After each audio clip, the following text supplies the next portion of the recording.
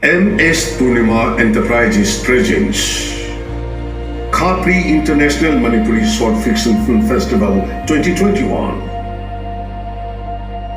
Organized by Ipak Films Production Manipur under the aegis of Film Forum Manipur. Panthung Yaunaba Chatliba Khapri International Manipuri Short Fiction Film Festival gi khongchani.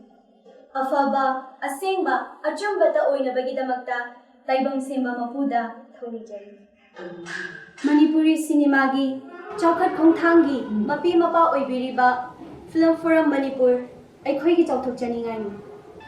Film Forum Manipur gi, respected chairman, Oza S. Mangoljam Singh. Khapri International Manipuri Short Fiction Film Festival 2021.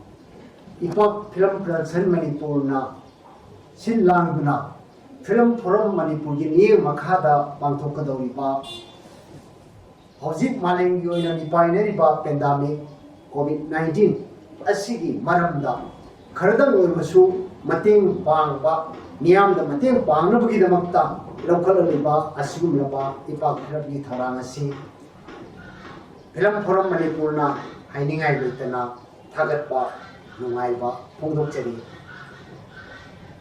aikhoi pandemic marak asida film tawjeriba amadi film du thawai yaujaba nauriba film maker sing makhoi bu puning thogatpa amadi makhoi activities sing utpa yanana bahaiduna hairiba online festival asi pangthokna thorang asi tawjabani masida inong film making the sanction laliba horok iba naharol sing puning thogat po aina makhoi gi damakta akhanda ba mana kaya masu thamjari loina na makhal khudimaki camera na kapa adumba film sing loina na hoji niyam na painariba mobile phone sing na kapasu adumok samit to birpo yagani festival asida saru yabi gedor sing na COVID ki saitheng haiba wakhalu asida nambiriba adumba film adu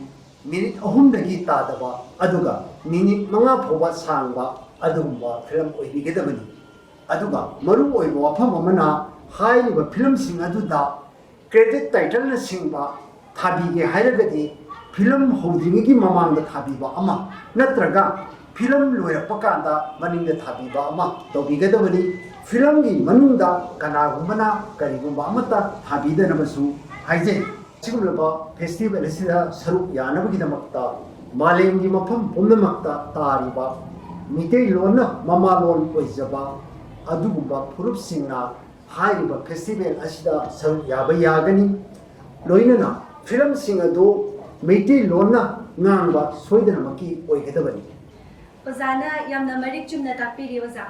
Ado oza festival asida saruk yagadoriba miyam pumnamakta ozagi oiba wish amta pibiramu oza. Khapri International Manipuri Short Fiction Film Festival 2021.